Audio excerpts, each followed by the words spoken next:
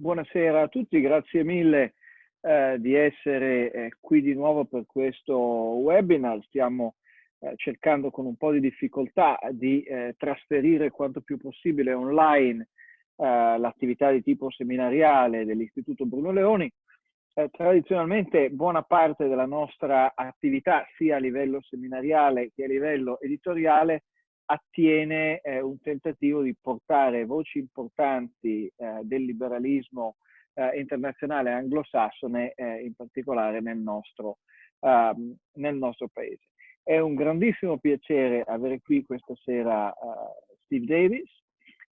Steve ha una importante esperienza in due dei primari think tank liberali del mondo, cioè l'Institute of Economic Affairs e l'Institute of Humane Studies negli Stati Uniti, dove si è occupato a lungo dell'attività di tipo più divulgativo e più rivolta ai giovani.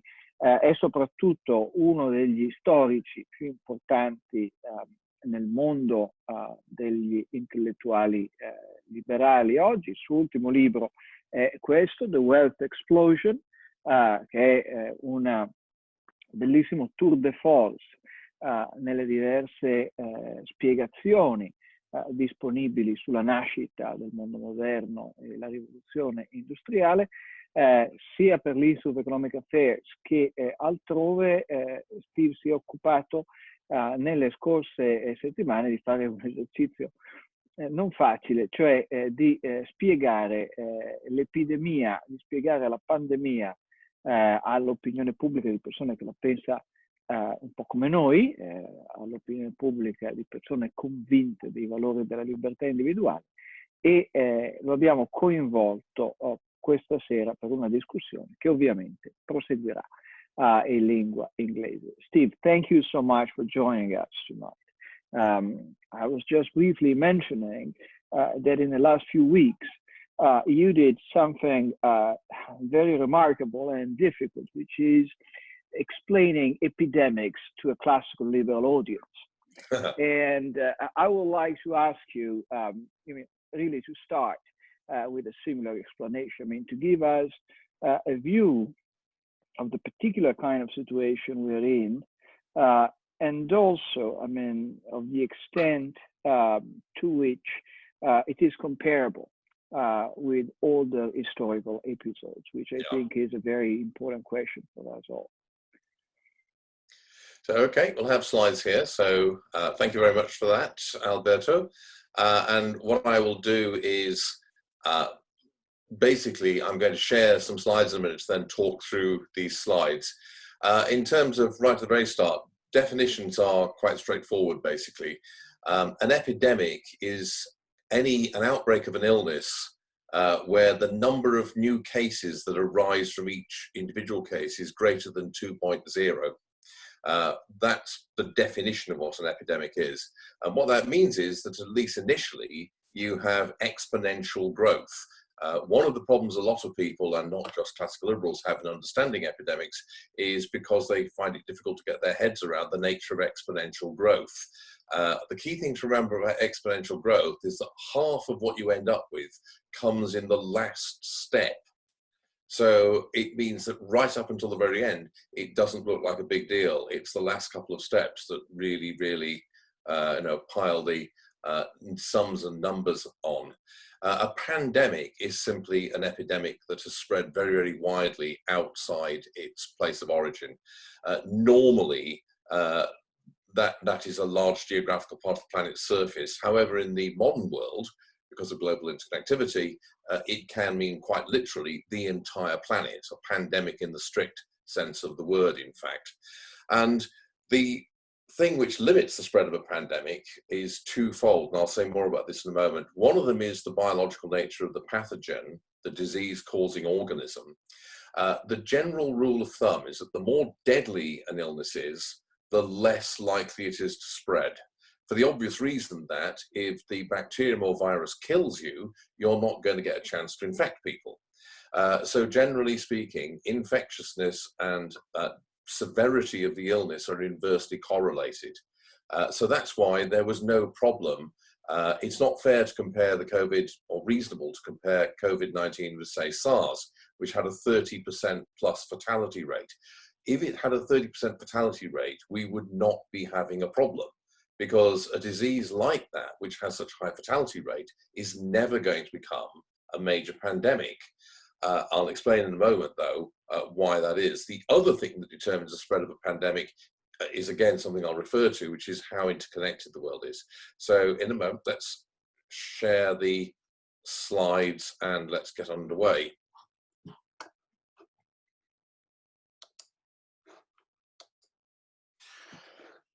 So there's my headline and the kind of question I'm going to be thinking about here. In terms of a growth of government, before I go on to talk about that, there's three possible meanings for that, and I've got them set out here. And my sort of conclusion is that actually we're going to see two of these happen, but not the third. I don't think we're going to see the first happen, actually. It's more 2 and 3 that are going to happen. Now, the historical context for all this, one way of thinking about human history is that it's a continuous war or struggle between humans and pathogens, disease-causing organisms, protozoans, bacteria, and viruses. Essentially, you could say that the universe is constantly coming up with new ways to kill us. And there are new kinds of bugs constantly appearing on the scene out there, coming up with novel ways to defeat us. At the same time, our immune systems, produced by millions of years of evolution, are amazingly supple, flexible, and adaptable. And so the human species, the human body, fights back very effectively against all these novel pathogens. But in the process, of course, as a catch-up, the pathogens are always a bit ahead of us because they're constantly mutating, and that we then have to adapt to meet it. Now, what this means is, as it says here, that major epidemics are a recurring feature of human history. They have happened over and over again. Now, since 1800, we have had no less than a dozen, in fact, slightly more than a dozen, 13 or 14, major pandemics. We had a whole series of cholera pandemics in the 19th century. We've had a whole series of influenza pandemics in the 20th century, the worst of which in 1918 to 19 killed probably about 50 million plus people worldwide. We aren't really sure about what the total death toll was, because so many people died in parts of the world where records are not very well kept. We dodged a serious bullet in the 1890s when we had the third great plague epidemic, which fortunately did not get outside East Asia, but in India and China, it wreaked severe havoc during the 1890s. Now, the pandemic we're currently having is not the worst, even in the modern world. It's not going to be as bad in terms of deaths as a proportion of world population as the Spanish flu pandemic of 1918 to 19, almost certainly. It's nowhere near as bad as the really big pandemics, the Great Plague of Justinian in the 6th century, or the Black Death in the 14th century, or the Antonine Plague in the 3rd century, each of which killed something between 25 and 45% of the populations that they affected. The Black Death actually reduced total global population by well over 30%, according to most reasonable estimates. We're in nothing like that league. But in terms of comparison between this pandemic and the ones in the recent past, the 19th and 20th century pandemics, is probably going to have the biggest impact of any of them, even though in purely medical terms, it's not the worst, although it is up there nearly as being the worst. And it's worth saying that we should expect this to happen again.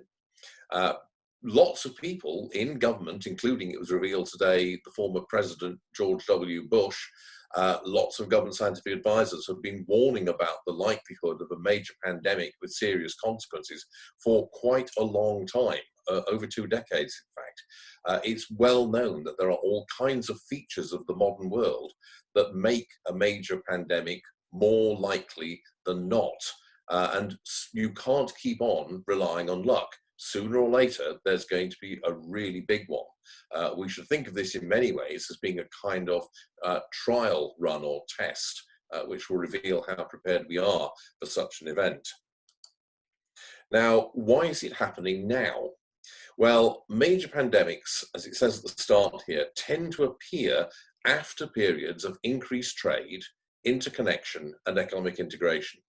You can see this in the big cases I mentioned. The Antonine plague struck the lands around the Mediterranean and the Middle East after the enormous growth in trade, interconnectivity, economic specialization that took place in the 1st and 2nd centuries AD throughout that area. The Black Death struck the whole of Eurasia at the end of nearly 300 years from the 12th century onwards, or even before the 12th century, again, of all of those things happening. Now, there's a simple biological reason for this. When the world becomes more interconnected, when people travel more, when goods and ships with parasites and other things on them move around the world more, what happens is that it becomes much, much easier for a major epidemic to spread extensively over a large part of the planet's surface. If you imagine a society where everyone lives in a house and never goes outdoors, a pandemic is never going to happen there because people simply don't travel enough to come into contact with other people and so spread the illness. Moreover, a long period of economic integration and growing trade typically leads to a growth in urbanization. And large cities are always going to be places where major outbreaks and epidemics are much more likely, simply because you have larger numbers of people living together in close proximity, which biologically makes the transmission of the illness easier. One of the points to mention is that pandemics typically happen in 2 waves. And during the first wave, what you find is that the spread of the pandemic is not even. It tends to have certain very distinctive foci, locations where the outbreak is particularly severe. And these are typically cities that are major trade hubs and highly interconnected. The other thing they often are is major pilgrimage and religious ritual centers. I have to say that we are very fortunate that this pandemic did not happen while the Hajj was going on. If it got into the Hajj, that would be a major disaster. And it's an interesting question as to whether or not the Saudis will actually allow it to take place this year. Now, in the current pandemic, the major hubs are places like New York, London, Seoul, and other places of that sort, Milan, large globally connected cities. In the past, the Black Death, for example, the 2 initial major hubs were again Milan and also Florence, which was hit very, very badly by the Black Death. Again, they were major trade hubs of the time. Now, what typically happens is that you get a second phase of the pandemic, a second wave, which is much more geographically dispersed and typically doesn't have such intense focus in a number of globally connected points. That's because one of the reactions historically to the initial phase is for people to run away. And what that does, of course, is to spread and disperse the pathogen, the virus in this case, Yersinia pestis in the case of the Black Death, more widely. So the second wave of the epidemic is typically much more damaging. You can see this in 1918 to 1919. The first wave was in the spring and summer of 1918. The second wave, which was the one that killed most people, took place in the autumn of 1919, and the autumn of 1918, the spring of 1919. That was the really deadly one. Now, major pandemics often bring eras of increased globalization, if you want to use the modern language, to an end, at least for a time. They bring either major setbacks to the process, or they even arrest it completely. And what that is because, as it says here at the bottom, a major pandemic is like a stress test for an economic and social system. And what they do is to reveal weaknesses and vulnerabilities, but they also reveal strengths. In the current context, what the current pandemic has done is to reveal that we have a lot of economic systems at the moment that are very productive and extremely economically efficient, but also not very resilient and rather brittle. Having just one place to provide most of the world's condoms, for example, is making the whole supply of that rather important product highly vulnerable, and it has, of course, been massively disrupted. If you have a just-in-time supply chain system with very long supply chains, geographically speaking, which deliver goods on a just-in-time basis, that whole system is very economically efficient, but it's highly susceptible to disruption.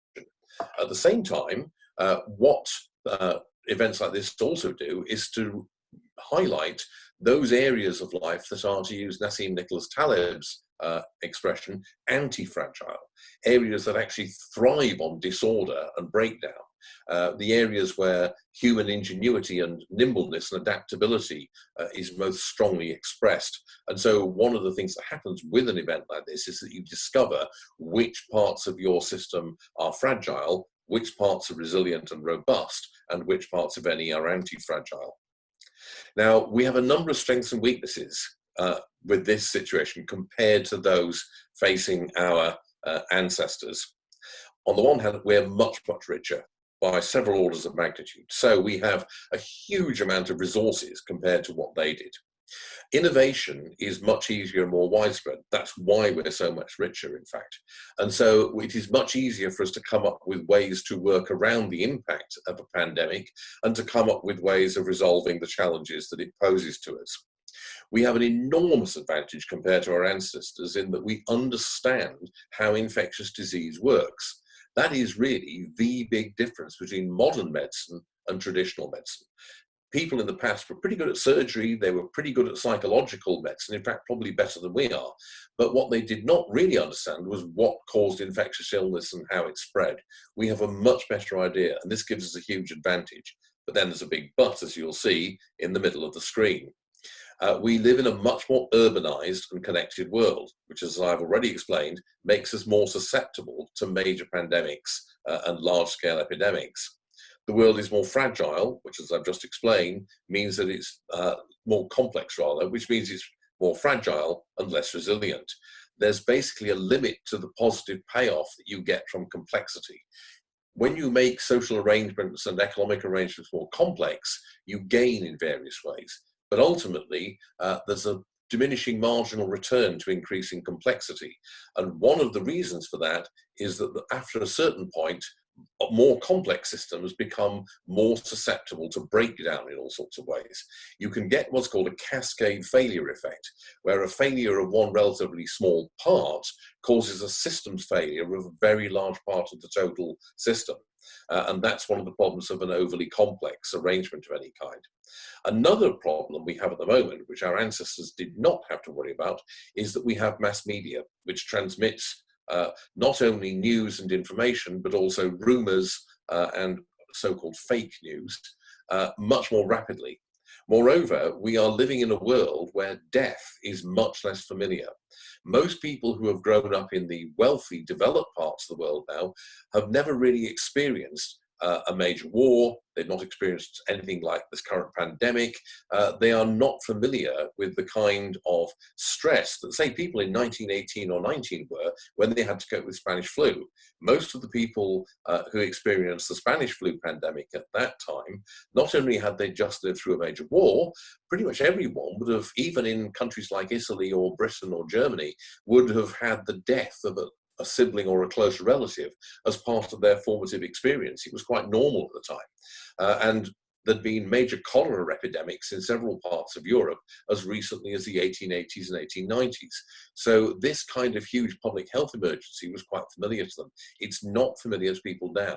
Now, when you combine that with the media, what you tend to get is a lot of panics, and panics can often cause as much harm as the actual pandemic itself. Now, therefore, here is the situation we're in. This is a major crisis.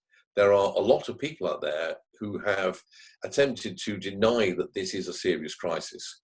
Claims, for example, that the fatality rate is overstated. This is completely false. If anything, it is understated by the current figures. That the illness is no worse than a flu, although I think that is beginning to drop down the scale of denial. And people who are doing this kind of thing are basically removing themselves from the reality-based community. to coin a phrase. So this is a very serious crisis. It's the worst pandemic in terms of its severity and of its effects since 1918 to 1919. It's not as bad as that one, but it's, in terms of its medical effects, the worst since then. Now, the reason why it's such a serious pandemic is because of the nature of the illness itself. The problem is that the coronavirus has a truly deadly combination. On the one hand, it is highly infectious, very, very infectious. But on the other hand, despite being infectious, it causes severe symptoms in a significant number of those who get it. Now, the best guess we have is that it has a case fatality rate of about 0.6 to 0.8%. It could be higher, but it's unlikely to be lower than that. Now, that doesn't sound like a lot until you realize that that makes it anything from 6 to 8 times more lethal than regular flu. Not only that, but all of the indications are that in about 5 to 8% of all cases, it causes symptoms that are so severe that you require hospital or significant medical intervention. That again is much, much worse than regular seasonal flu. Now, that's a global figure, the 5 to 8%. For people of an advanced age, such as myself, over 60 or even more so over 70 or 80, the figure is much, much higher.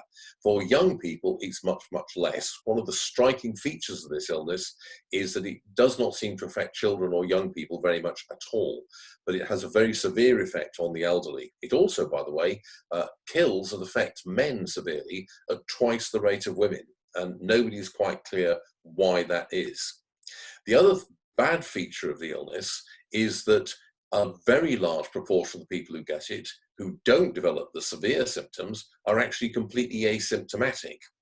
And not only is it highly infectious, it has an R0, as it's called, a rate of initial infection of 2.54, which is very high. It also has a relatively long incubation period. And all that means is that it spreads very, very rapidly in any population. And if you don't catch it almost as soon as the first people arrive, it's almost impossible to track it and to contain by the kind of normal measures that you would use to contain a serious illness. So far, East Asia has gotten off pretty lightly. You could say that China has done quite badly, and one of the problems there is we can't really trust the official Chinese figures, but Taiwan, Singapore, Hong Kong, Japan, South Korea all seem to have got off pretty lightly. Now, one of the reasons for this is that they were actually, because of their geographical proximity to China, among the first to get patients or infections coming in. And that meant, partly because of luck and partly because of very efficient responses, that they were able to identify and track the early super spreaders. So in the South Korean case, it turns out that the early super spreader, the key person, was an elderly lady who was a member of a very large evangelical Christian congregation. And because they identified her as an early date, they were able to track all of the people she'd been in contact with, and through doing that, they were able to contain the initial outbreak very efficiently. Now, the rest of the world doesn't have the advantage of getting this early on or of having such an efficient mechanism in place. And so, for that reason, East Asia has so far got off lightly. It may not do so well in the second phase, but we'll have to wait and see about that. Now, why have governments reacted the way they have? Well, it's worth comparing what governments have done with what happened in Italy, since I'm talking to an Italian audience here. So in Milan in the 14th century, Milan had a death rate that was actually significantly below the average. So in Milan, the death rate was only about 15%, compared to a 45% plus death rate in most of Europe. But one of the reasons for this was the extremely ruthless and brutal response of the Visconti, the family who, of course, ruled Milan in those days. What they did was to take any house that had somebody with the plague in it. Everybody who was in the household was locked in the house, and the house was then nailed shut. And they were left there for 40 days inside the house. At the end of the 40 days, the house was opened up, and you found out if anyone had survived. This was ruthless and brutal, but it actually did the trick. Now, you might say that we're doing something similar to what the Visconti did in Milan, but maybe not quite as brutal. The question is still to be settled as to whether or not it's as efficient as what they did. Certainly, the hope has to be that it is. So why react this way? Why all these lockdowns? Why this radical social distancing? Well, there are a number of reasons in addition to the medical nature of the epidemic that I just mentioned. Although we know more than our ancestors did, this is a new pathogen. That means we have no medication or prophylactic vaccine that will work against it. So currently the virus has the edge. We are basically running to catch up. And it's going to take us about 18 months to 2 years to actually catch up. That's because of the second reason. The main defense against viral infections is vaccination. And developing a vaccine is actually much, much more difficult than most people realize. The whole process is much more long-winded, much more arduous, much more difficult than people imagine. And typically, I think we are, and pretty much everybody who knows about this will confirm this, that we're about 18 months to maybe 2 years away from being able to roll out an effective vaccine that will actually work. A lot of vaccines that appear to work turn out to also have very severe, maybe lethal side effects, or to even make the disease worse. So you can't dodge testing, because if you do that, you may well actually make the problem a lot worse rather than better. And so therefore, we're talking at 2 years. But the real thing is the third one. The real problems with epidemics, and the reason why we are still resorting to 14th century methods, such as quarantine, an Italian word, of course, referring to the number of days that people were locked up for, the reason why we're resorting to these methods, rather than making advantage of our technology, is that the real problems with epidemics are not technological, or they're not resolvable by technological means. They really are collective action problems.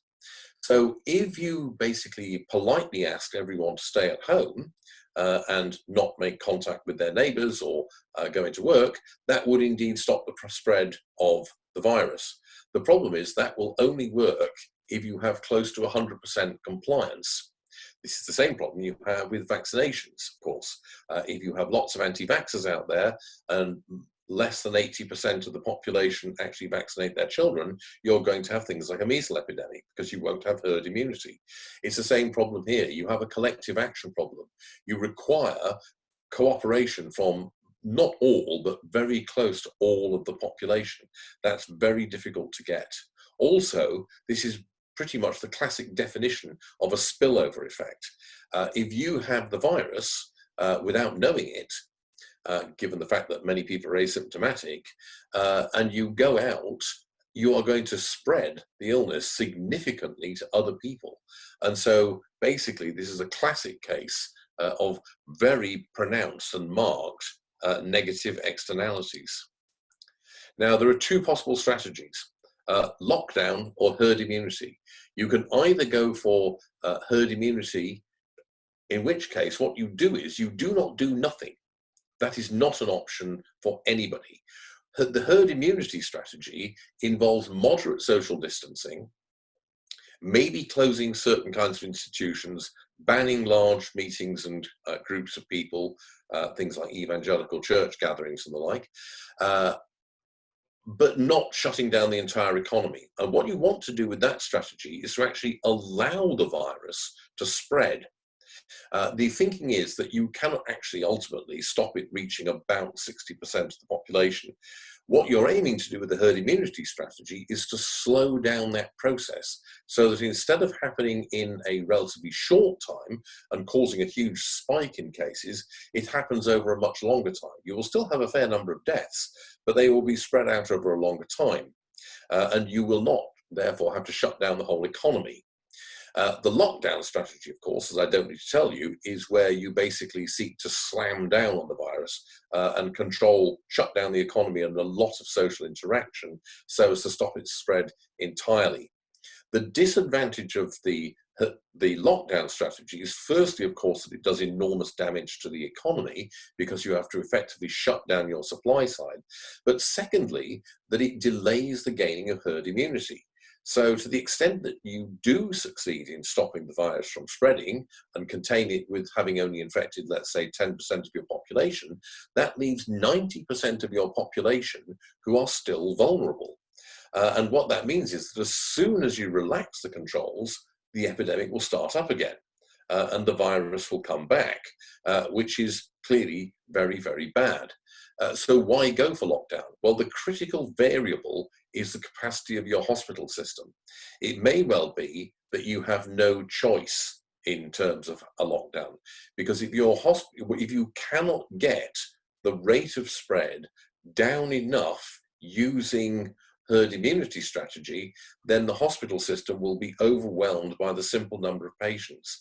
At that point, you will get mass panic and disorder, which will be enormously damaging, but also you will have an enormous increase in the death rate because of forced triage and also overcrowding, unsanitary conditions, not to mention the hospitals will have to let lots of people with regular health conditions, terminal cancers perhaps, or operable cancers, or heart attacks or strokes die because all their beds will be taken up with coronavirus patients. So the critical variable that determines whether you go for lockdown or herd immunity as a strategy is the combination of how rapidly you think the disease will spread, even if you do have the herd immunity moderate measures, and secondly, given that, whether it will overwhelm your hospital service or not.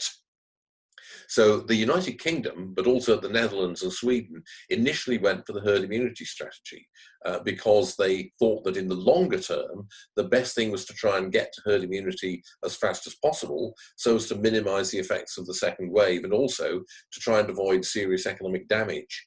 But the UK and the Netherlands have both abandoned this. And the reason why they abandoned it was because it became clear that the number of people requiring hospitalization was going to be much, much higher than they'd originally thought. And that as a result, the hospital system, particularly in London, was going to collapse. Now, Sweden has persisted with the herd immunity strategy, but it looks as though the situation there is that while it's working in most of Sweden, it's not working at all well in Stockholm. And the hospital system in Stockholm is coming under incredible pressure. Sweden now has a per capita death rate several times that, at least double that of its Scandinavian neighbours.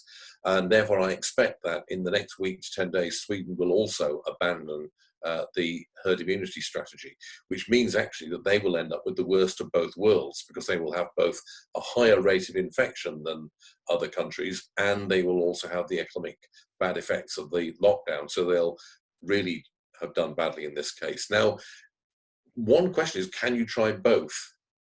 I mentioned, the answer is in some countries, yes.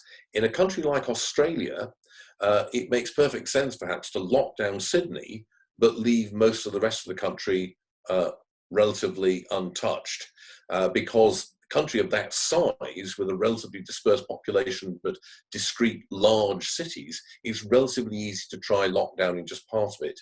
On the other hand, in let's say the United Kingdom, I don't think it was realistically possible to lock down London while leaving the rest of the country untouched. It may not be possible for Sweden to just lock down Stockholm and leave the rest of the country untouched. That's because in a more densely populated country, which is smaller geographically, it's much more difficult to do that. Now, the United States is the interesting case. The United States probably could and should have imposed severe lockdowns early on in a number of places, notably New York City. But I have to say they've made a total hash of things, and that boat has probably sailed because I think now the virus has now spread so widely through the United States that they won't be able to get away with that. But yes, in a large country like Russia or China or the US or Australia or Brazil maybe, that would be a way forward. It's not a way forward, I think, for most European countries. Now, here's the coming dilemma that we face. This is going to last, as I've said several times, for 18 months. Now, that means, I'm afraid, that governments around the world are going to face a very, very tough choice. There are three options open. One of them is relative isolation. What I mean by that is this. Suppose you are New Zealand or South Korea or Taiwan. by imposing lockdowns early on, plus a combination of good luck and good administration, you've effectively cut the epidemic short, and it's basically been overcome. The problem is it's still out there in the rest of the world. So what do? What you probably have to do is to cut yourself off for the rest of the world for 18 months. Not absolutely, but what you will do almost certainly is say that anyone who comes into the country from outside will have to go into quarantine for 14 days. And what that means essentially is no tourism, no business travel. Now, that's a pretty serious step to take with major economic effects, but it's only open to certain countries. It's maybe open to China, to some of those East Asian countries, but it's not really open to others. And in particular, in the European context, the question is, do you make the Schengen zone as a whole the area that's isolated in this way, or national countries? I think it's almost certainly going to be nations, but even there, I think very difficult. If you can't go for relative isolation, you might well try for sustained control. Keep something like a lockdown, maybe slightly less severe than at the moment, for the whole 18 months until the virus is conquered or we have a vaccine. The trouble with that is that, quite apart from the psychological and social strain that will impose on your population, it's unbelievably costly economically. So you might try that, but the trouble is, unless you can hit on a level of control that is effective and not too damaging, you are going to totally wreck your economy if you do that. The third course of action, which I think is the one a lot of governments will go for, is stop-start. Which means that what you will do is relax the controls initially for several months, but you will almost certainly have to reimpose them at least once, maybe more than once, over the course of the 18 months. So it'll be stop and start and stop again kind of pattern. That's also very costly and psychologically quite wearing, but it probably is less costly than the sustained control model. But it does mean, though, that you'll have more deaths than under the sustained control model from coronavirus. You have to remember, though, that the collapse of the economy will lead to lots of other deaths. So if you take that into account, it's not clear what the choice is. Now, historically, here are some very quick things about that. The effects of major pandemics are brought by a combination of the epidemic itself, the number of people it kills, or what it does, and the reactions to it. In this case, the real effects are going to come from the reaction to the epidemic rather than the epidemic itself. They typically don't lead to complete novelty. Even in the 14th century, it's not the case that the Black Death really led to something radically new. What major pandemics do is to accelerate and magnify trends that were already underway before the pandemic arrived. Now, what that means, of course, is that whether those effects are broadly good or broadly bad, depending on your point of view, depends upon what trends were in place when the pandemic arrived. So if the trends that were already underway were not good, the effects of the pandemic are going to be not good. What they can also do, as it says here, is they sharply arrest, they just completely kill off intellectual, political, economic trends that were already exhausted or had reached their maximum extent. So they accelerate growing trends, but they kill off exhausted or completed trends. Walter Scheedel has made a pretty convincing argument that, along with other major disasters like major depressions or wars, large-scale epidemics tend to hit the rich and elites more heavily than the poor, and they actually tend to lead to greater equality. There's a very simple reason for this, which is that the rich have more to lose. They're the ones who, by definition, have more assets. And one of the things that major crises do, of course, is to destroy the value of a loss of assets. So they tend to hit the rich worse eventually. Not medically, by the way. It used to be that there was no difference between the rich and the poor in terms of the medical impact. Today, it's likely that the rich will do better in that regard. But in terms of their economic position, it's likely to promote greater equality. Really big pandemics have historically weakened governments, and in particular, they've tended to weaken empires or large-scale governments, and to lead to a transfer of power and effective sovereignty from empires and large-scale structures to smaller and more local structures. You see this, for example, in, again, referring to Italy, the Italian case in the aftermath of the Great Plague of Justinian in the 6th century, when what that did was to complete the work of deconstruction of large-scale governance that the collapse of the West Roman Empire had already brought about. Now, it's too early to say if it will have a similar effect here. However, what that means today, our equivalent of empires, if you will, are supranational forms of government, such as the EU. And I think it's very likely that one of the big results of this is going to be a weakening of the international order and of supranational forms of government. And so here are the big effects, which I'll just very quickly zip through. We're going to see a rise of nationalism and a decline of supranationalism, such as the EU. There's going to be a pullback from current levels of globalization and economic integration. There's going to be a transformation of the centre-right. The centre-right throughout the developed world is going to move sharply away from economic liberalism and in the direction of more dirigiste economics. The left is going to actually be torn apart by this. This will not emerge immediately, but it will become much more obvious later on. Basically, this is an intensification of the pre-existing trend for political realignment. There's going to be a major financial crisis, mainly around debt. An enormous amount of the debt that is currently being traded and passed around in the world financial services system is going to become totally worthless. And this is it will have to either be written off by force or it will have to be forgiven because of government action. This is going to have huge effects on the financial services. Also, there's going to be a collapse of investment. Nobody is going to invest until they are sure that the worst of the pandemic is over. And so basically, we're looking at an 18-month freeze on significant investment. There's going to be an end to a lot of intellectual frivolity.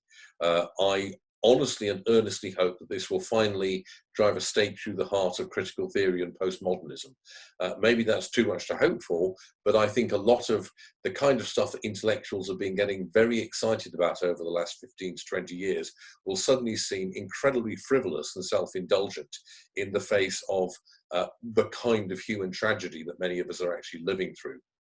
On the other hand, I think some intellectual trends will strengthen, and I think that environmentalism and anxiety about things like climate change will be strengthened because of the perception that we've missed one major systemic risk by not thinking enough about the risk of a pandemic. And I think that a lot of people will think that that also applies to the issue of climate change. And I think that that concern is actually going to strengthen. Will experts regain their standing? Maybe so. It depends on how people think they've done. The trouble is, though, I think, personally I doubt this because I think most people have a mistaken understanding of what expertise actually is and how science works. They think that experts are people who, because of their greater skills and ability, are able to find out the truth with the capital T. What people do not realize is the fact that science and expertise generally are discursive projects in which tentative hypotheses are put forward and tested in a discursive process. And the public generally, and the political class and the media class in particular, perceive this not as something good, but as a weakness. And so actually, I think the propensity of the media and the wider public to look for definite certainty rather than accepting the uncertainty of the discursive nature of intellectual discovery and true expertise means that the experts are not going to be taken more seriously than they were before. I hope I'm wrong about this, because that would be an undoubted benefit if I were. Finally, a couple of quick things for liberals of all kinds, but particularly classical liberals. For the last few years, there's been a kind of sorting out of classical liberals going on. What has been going on has been a process by which it's become increasingly apparent that a lot of, as the French would say, soi-disant liberals, self-defined liberals, are actually not liberals. They're actually right-wing populists of a certain kind, or maybe not liberals at all, in any sense of the word. They maybe dislike government or the modern government, but that's about it. This has been accelerated by the crisis. I'm afraid to say that in the current crisis, a lot of classical liberals or self-defined classical liberals have clearly moved themselves into the cultic milieu, which is the strange sub-underworld of cranky and bonkers ideas, flying saucers, lizards controlling the planet, flat earths and things of that sort. It's one thing to try and raise serious issues about cost benefits and what is the best policy, but to actually deny the straightforward mathematics of epidemic illness and to engage in a kind of looking for any possible reason you can find to deny the severity of the problems that we have is to just jump the shark and to reveal yourself to be not an intellectually serious person. And I think too many people in the classical liberal community in particular have failed that test. So I think this will conclude the kind of intellectual sorting out, if you will, that I think was already underway. I think that there's a need to rethink the whole liberal project. Basically, I think we're at the end of a liberal project that began in 1944 with two events. John Maynard Keynes going to the Bretton Woods Conference in New Hampshire and Friedrich Hayek publishing The Road to Serfdom. Both Keynes and Hayek, who saw themselves as being on the same side, remember, were liberals who were concerned with what it was that had destroyed the liberal order of the 19th century and the terrible things that had grown out of that collapse. And there's been a kind of liberal project since then with different aspects and different elements, depending on whether you look back more to Keynes or Hayek, to create a kind of rule-bound international order, which is the Keynes legacy, and also to move more towards a market-oriented economy, which is the Hayek thing. I think this has reached the end of the line, and I think that we need to think more about what is going on. One to realise is that liberal ideas will no longer be centrist or moderate in the world we're moving into. They're going to be one of the two poles of the new political debate. And so, not extremists, but one side of the debate. And that is a big argument and reckoning in about 2 years' time. That's when the really big argument is going to happen, because the argument then will be whether or not things that have been taken as emergency measures during the crisis should be continued or even built on. And in some cases, you might think, yes, they should be. So, for example, a lot of regulations have been scrapped.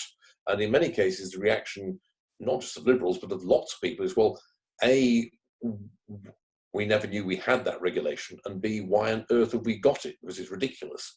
And so in that case, I think the argument will be, yes, we should build on it. We should not restore these regulations. We should just get rid of them for good. On the other hand, there will be lots of people arguing, just as there was at the end of World War II, that the kind of controls we're seeing at the moment should continue. And that is clearly something that liberals should resist. And what happened between 1946 and 1950 is the kind of thing we need to look back to, because what happened then was a huge debate over whether or not to continue the controls that had been imposed during the war, or even before in the case of countries like Italy and Germany, or whether or not they should be got rid of. And to a degree that people often underestimate, the argument for getting rid of them was the one that was successful. In Italy, largely due to people like Alcide de Gasperi and others who had created the post-war Italian settlement. So there's a need to have arguments ready for this whole debate that's coming up in 2 years' time. But what we'll also need to do as liberals is to decide which fights we really have to win and which ones we might accept compromise in, or even accept that we can't win. There's a need to prioritize and think about which battles have the greatest longer-term significance and therefore really need to be won. And this means some difficult choices will have to be made. And there's also a need for a longer-term strategy, which I think should be focused to a great degree upon, first of all, an intellectual project, but also on metapolitics, which means cultural politics, a focus on many things that are not overtly political, things such as aesthetics, art, literature, the built environment, a whole range of things like that. I think that's the kind of terrain that the argument needs to move on to in the future. So at that point, I'll stop and see if anyone has any questions for me. Well, I'm sure there's going to be plenty of questions. Let me start with two. First one, you're speaking about 2 years. That's because of vaccination, or is that because you think that, as it happened in history a number of times, I mean, the plague will simply go away, I mean, as happened before? And also, does that mean that you think, basically no kind of pharmaceutical treatment is going to be effective in the meantime? Okay, to answer the second one first, I would be very surprised if an effective pharmaceutical treatment is developed. There are two reasons for that. The first is antiviral drugs are, as opposed to vaccinations, drugs that you take once you've actually got the virus, are a sort of relatively recent area of medical science. And we're still nowhere near as good at treating viral infections as we are at treating bacterial infections. There is no viral equivalent to an antibiotic that will zap the little bastards once they've got loose inside you. Now, there are antiviral medications, but the trouble is that this is a new virus. That's the big problem with antiviral medications. Whereas one antibiotic will tend to work against a wide range of bacteria, because of what viruses are, they're basically just self-reproducing chemicals. They're not actually organisms. A medicine that works against some will not work against others, and this virus is a novel one. So a lot of the existing antiviral medications are just not going to be effective. So it's going to take about 2 years to come up with really effective medications and treatments, I think. If we're very lucky, we may get one before then, but I wouldn't bet on it. Now, as to why I think it's 2 years we're talking about, I think for both of the reasons that you mentioned.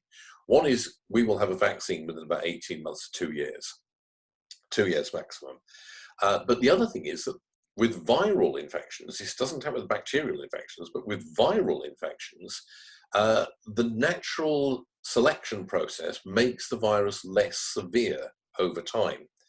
The way the biology of viruses works is that it's in the virus's interest for it not to give you severe symptoms, because the milder your symptoms, the more likely you are to not notice you've got it, the more likely you are to infect other people who also won't show severe symptoms, so the more widely the virus will spread and reproduce. So there's a natural selection process for milder versions of the virus to be more successful at propagating themselves. And so over a relatively short period of time, typically a couple of years, viruses typically become much, much milder. In addition, of course, by the time you get to the end of 2 years, this is the third factor you didn't mention, you've reached herd immunity. Once you get to 60% of the population, and 60% of the population have had it and are therefore immune, that means that it's very, very hard for the virus to spread in an exponential way, because it's very difficult for one person to then infect 2 other people, because they're not going to come into contact with enough people who are susceptible. So that's why 2 years is the case. In the case of the plague, if I could correct you, the plague didn't just go away. The terrible thing about both Justinian's plague and the Black Death was that it came back. There were repeated outbreaks of the epidemic for several hundred years after the major one. There were outbreaks of the Black Death, of bubonic plague in Europe right up until the 18th century. So the last one in the British Isles was 1665, the famous plague of London. Last outbreak in Italy was slightly later, late 17th, early 18th century, if my memory serves me correctly. So the bacterial epidemics are much, much worse than viral ones in that respect. Let me move to a couple of questions that we got. You're asked, a single person has the possibility to measure with rationality the risk of being infected. The personal media of protection are a middle way between the lockdown and herd immunity. Unfortunately, no, you don't. This is the big problem. You do not have an effective way of working out what your own risk is.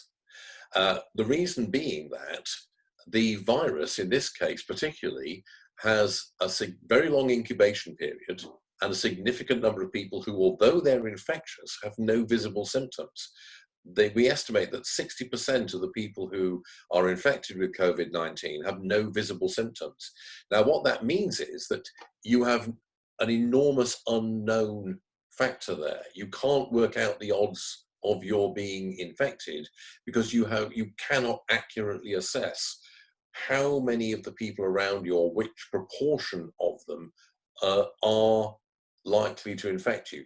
The only way you can get to that position where individual judgment can start to play a part is if you've managed to test with an accurate test, which we don't yet have, almost the entire population, so that people can have something like a badge, the opposite of a plague badge, showing that they have got immunity. Once that has happened, you can then make accurate judgments on a personal basis.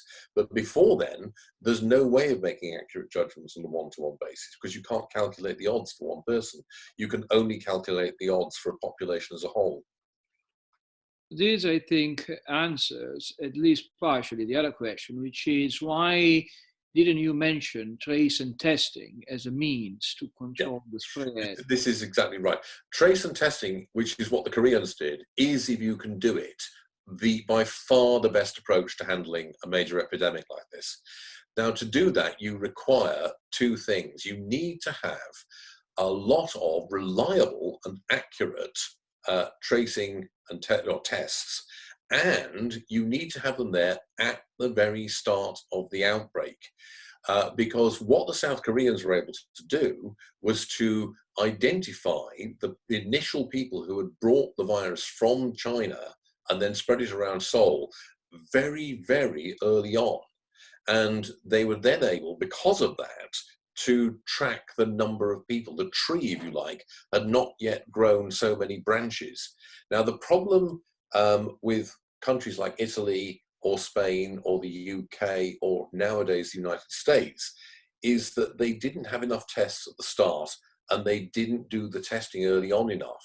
And the problem now is that the epidemic has spread so far that you can no longer use the kind of tracking and tracing exercise that the Taiwanese and the South Koreans did, because it's too late now. There's people who have infected so many other people that it's because of the exponential nature of the spread, it's impossible to actually do that. Now, that doesn't mean, however, that getting more tests and using them is not a hugely important thing to do, because it will give us a number of things that we currently lack. It will give us a much better idea of what proportion of the population is infected, and therefore both what the actual case fatality rate is, and also how far we are off herd immunity, which will tend to have a major impact on the decisions that you then make, because it will tell you whether you need to keep severe controls in place for longer or relax them. It also will tell us much better where geographically the virus is most widespread at the moment. Now, in Italy, for example, it's pretty obvious that it was much more widespread in Lombardy than it was in other regions of the country. Similarly, in London, we can already see that it was about twice as widespread in London per capita as it was anywhere else. But that's still only very fuzzy knowledge. If we were able to test a significant part of the population, you would be able to work out in a much more fine-grained way where the hotspots were. And that would enable you to fine-tune your, say, movement controls, impose much stricter lockdowns in some areas, much milder ones in other areas, in order to try and manage the spread. You can't do that with the information. So I'm afraid we have missed a boat. We can't do now what the South Koreans and the Taiwanese did, but that doesn't mean we shouldn't be doing a lot of testing. We really need to do that. The challenge is to come up with a test that is reliable enough and to produce enough of it to get that done. Question, what do you think will happen when the next big epidemic will come with a deadlier virus in a few years or decades' time? Hopefully decades. We will be better prepared economically, medically, philosophically to deal with it. Yes, I think we will be better prepared. That's why I say in some ways this is like a warning shot, because the real risk is not so much a viral pandemic, because as I explained, the thing with viruses is that the more deadly they are, the less they spread. The coronavirus is probably got the worst possible combination of the two factors. It's deadly, but not deadly enough to not spread widely, and it's very infectious. So it's hard to imagine a virus that will be both easily transmissible and have the kind of mortality rate that bubonic plague does. What we really need to worry about is an antibiotic, is a bacterial epidemic, where the bacterium in question is spread by droplet infection, by coughing and sneezing, and is resistant to most antibiotics. Now, that's another major public health problem. The growing problem of broad-spectrum antibiotic resistance in bacteria. So that's the real problem. What would really be a terrible killer would be if Yersinia pestis mutates again. and produce, as it did in the 14th century and the 6th century, and produces another really deadly form of the bubonic plague. Fortunately, it's not resistant to antibiotics at the moment, so we can thank the Lord for that. Now, the question is, when will this happen? The answer is we don't know. In any one year, the chances that we will get a major really deadly pandemic are low. But the problem with that kind of probability distribution is that it has the quality of what is called non-ergodicity. What that means is that if you look at with an ergodic probability, if you look at a sufficiently long time range, you will get an idea of what the total probability of that event happening is, because a sufficiently long subsample in time will give you an accurate picture of the entire fluctuations that you will get in probability. With a non-ergodic distribution, you can't do that, because each year, if you like, is completely separate. And if a certain thing happens, you abruptly go from one state to another state. So in this context, what that means is each year you're playing Russian roulette. You have maybe a 1 in 200 chance of a truly deadly pandemic. And of course, that's a low chance, but sooner or later, it's going to happen. The problem is you can't tell when. So I would be very surprised if it happened in less than 10 years, but also very surprised if it happened in if it took more than 100 years. But it's very, very hard to tell when it is.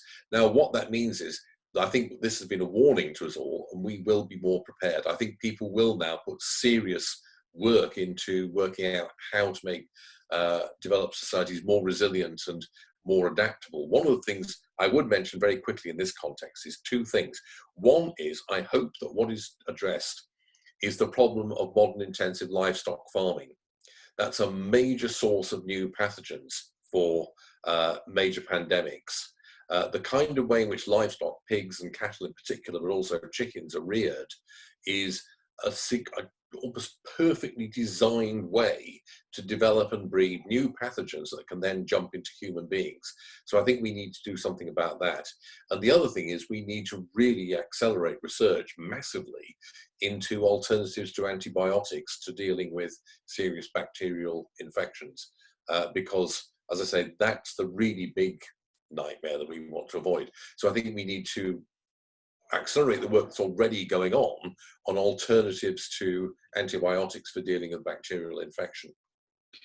Jared Diamond, in a recent piece, was mentioning basically banning markets in wild animals for the sake of Chinese traditional medicine. He thought that was kind of a silver bullet. We do have another question, which is, do you think we can rely on data coming from China? No. Okay, that's a straightforward answer. Yeah, absolutely. No. Why should you? I mean, it's always been the case that official Chinese statistics are extremely unreliable. That's true for things like their GDP figures, for example. They have so many reasons and incentives, the Chinese Communist Party, for not telling the truth about this. I would be deeply skeptical. Now, let me ask you, how do you think the welfare state is getting out of it? Because in a sense, we are relying upon our healthcare systems big time. But at the very same time, I think, our hopes in, having an invincible welfare system are going to be scattered.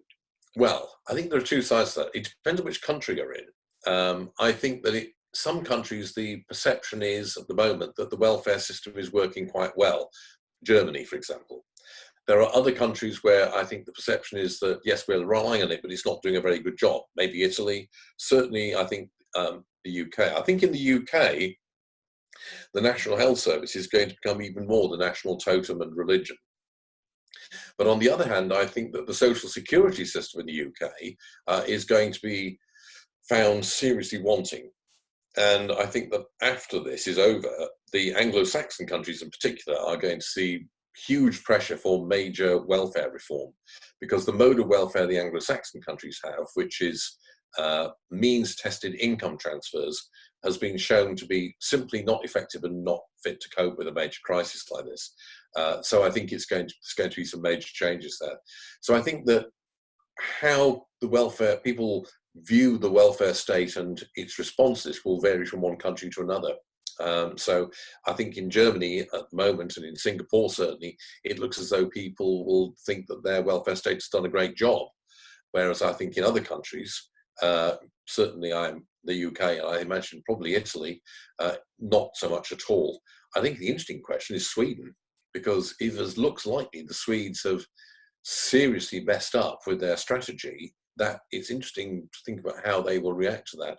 The other country where I think the welfare system is going to come under enormous critical pressure is the United States, where I think the inadequacies of the American medical system are going to be even more highlighted because of this. And it's interesting to think how that might play out politically down the line. Yes, indeed. Also, an interesting point to me is that, the effectiveness in dealing with the pandemic so far is quite unrelated with the general level of public spending. Yeah, absolutely. Yeah, it's got very little to do with it. Yeah. South Korea is what, 20% of GDP, more or less. Yeah, 25% in Singapore. I think actually one of the things which I think is going to happen from this is that the East Asian state is going to become increasingly the model that other developed countries will look for. And the East Asian model is a state that is very powerful and very active, but not very big.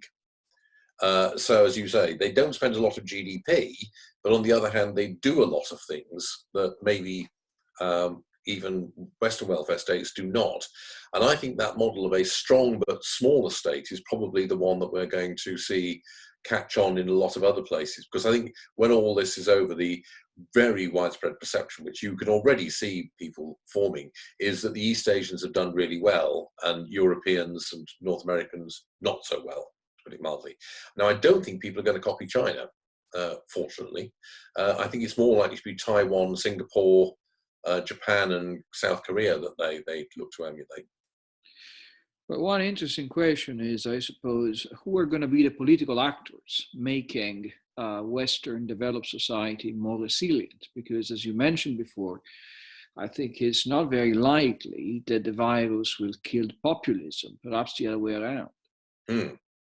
Well, that's a good question. I mean, there's going to be two arguments going on, I think, in going forward. One is, how do you make society more resilient? And some people will argue that the way to make society more resilient is to build stronger, more effective states, but also larger states. And the other argument will be that, well, no, maybe you do want to have a more effective state, but what you also want to have is a much more robust and resilient civil society.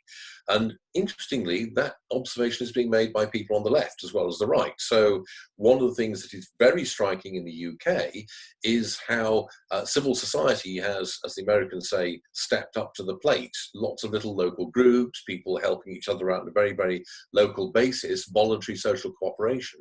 And so I think there is a strong case for, from a liberal point of view, which will find a receptive hearing in other places, that to make society resilient, you need to strengthen and develop civil society as much as or more than the effectiveness of government. And to the extent that government is large, it's probably going to crowd that out. Now, the other big argument that's going to be is, okay, when you say you want society and the system to be more resilient, what is the society that you are talking about? And so the argument, the big argument, which is where I think the populists are going to make hay, is going to be over whether we should look to the national state or international cooperation. And that's going to be a very big argument. I fear the nationalists are going to win the day myself. So my personal view, for example, I think is that Schengen is dead for the next 2 years and it probably will not revive. So I think we're looking at a big revival of the nation state as the effective political actor. I don't know how you feel about things in Italy, Alberto, but the perception here is that the EU has not covered itself in glory, to put it mildly. I don't know if the finance ministers have resolved anything yet about the Euro proposal. But I don't think so. At the very same time, what we're seeing is, once again, a debate that preceded the coronavirus. So on the one hand, we do have northern, and the other hand, we have southern state. But really, we do have states with different level of pre-existing debt. And quite understandably, I mean, people with lower level of debts want to attach some some conditionality to whatever kind of loans they're going to be making to people like Italians. We have a question. What about the role of environmental conditions in virus spread and mortality? It's not actually that high at the moment. Now, one of the things I would say is this. There is going to be a correlation between poverty and mortality rate for simple and obvious reasons.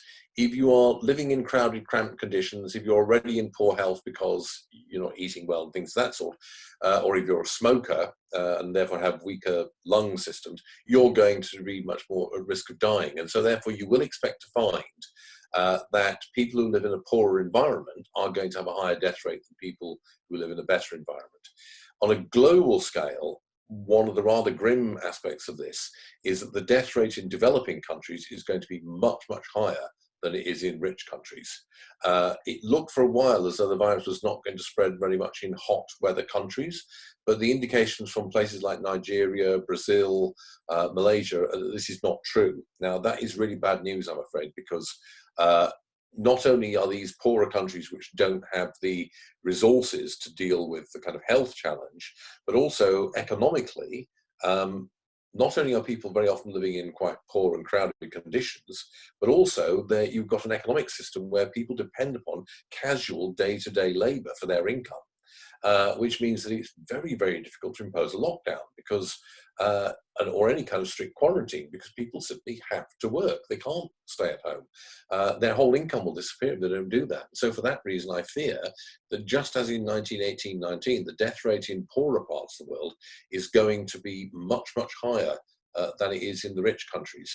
So there is a kind of geographical factor at work there, just as there always has been in the past. I have to say it's less with viruses than with bacteria, though, because most bacterial infections are much more closely related to or correlated to particular environmental conditions. So cholera would be the obvious example, where basically it's spread by dirty water. So if you don't have contaminated water, you don't have a cholera epidemic, simple as that. It's not like that with viral infections. Well, that's something we've seen already somehow in a similar fashion for people on the fringe of our society. I mean, for example, sex workers, quite obviously, who are not particularly apt at navigating welfare system, are going to be having, huge troubles. Absolutely, yeah. Absolutely. A question about, in many ways, our prosperity is built upon science and technology and not exclusively on Smithian growth and trade.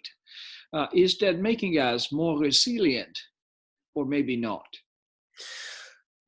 That's a very good question. I think that ultimately the innovativeness and the technology does make us more resilient. And what we're engaged in at the moment is a kind of arms race between the novel threat, if you will, of a new pathogen and the resilience and inventiveness of the creative entrepreneurial aspect of the modern world, which is what makes us much richer, actually. So it's really interesting to see which comes out on top. I think that actually, in the medium term, I'm confident that we will prove to be more resilient. Our inventiveness will see us out. What I think may well happen, though, is that we will become less economically integrated. I think it is going to become pretty obvious, it has become obvious already, I think, that a lot of our supply chain arrangements are simply too vulnerable to disruption of this kind. And so I think the kind of Smithian interconnectivity and Smithian sources of growth are actually going to pull back quite significantly.